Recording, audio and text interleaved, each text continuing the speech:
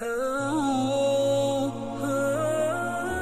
گناہ ہو گیا، جان پہ ظلم اور زیادتی ہو گئی، نہ امید ہو کے نہ بیٹھ، تھک ہار کے نہ بیٹھ، اس تیرے رب کی رحمت کا دروازہ، توبہ کا دروازہ اس قدر کشادہ ہے کہ اللہ خود اپنے بندوں کو ترغیب دے رہے، خود اپنے بندوں کو دعوت دے رہے۔ الم یعلموا، کہ انہیں پتہ نہیں، ان اللہ هو یقبل التوبۃ عن عبادی، کہ وہ اللہ ہی ہے جو اپنے بندوں سے توبہ قبول فرماتے ہیں۔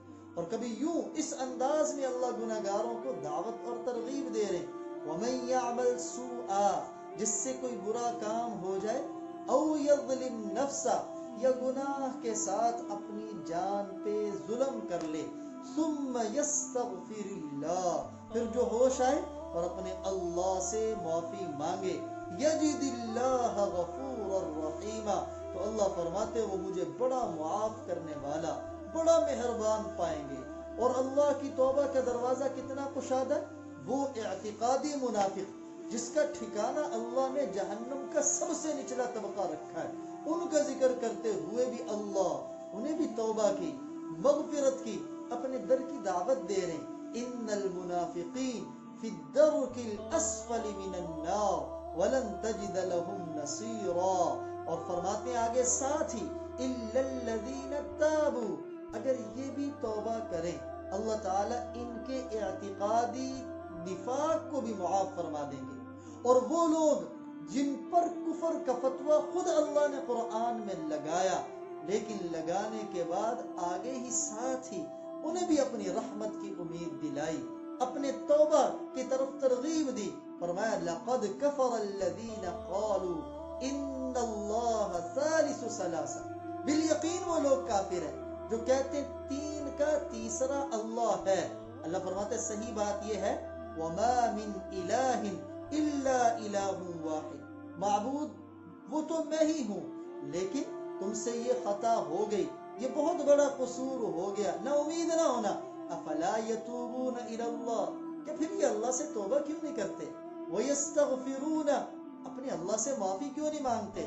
واللہ غفور الرحیم، کیونکہ اللہ بہت معاف کرنے والے، بہت مہربان ہے۔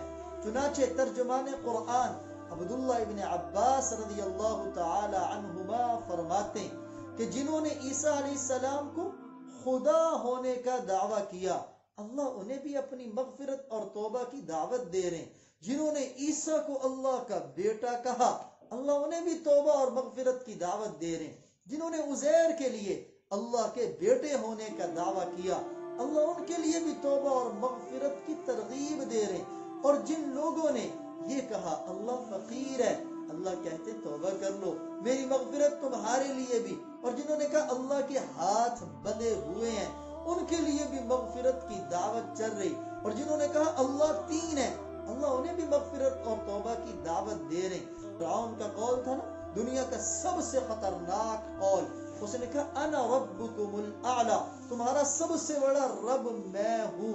اللہ اسے بھی اپنی توبہ اور مغفرت کی امید دلا رہے ہیں۔ تو پھر دیر کس بات کی؟ چاہے کتنے بھی قصور ہوئے ہوں، چاہے کتنی بھی جان پہ زیادتیاں ہوئی ہوں، اللہ کی رحمت کا دروازہ، توبہ کا دروازہ بڑا کشادہ ہے۔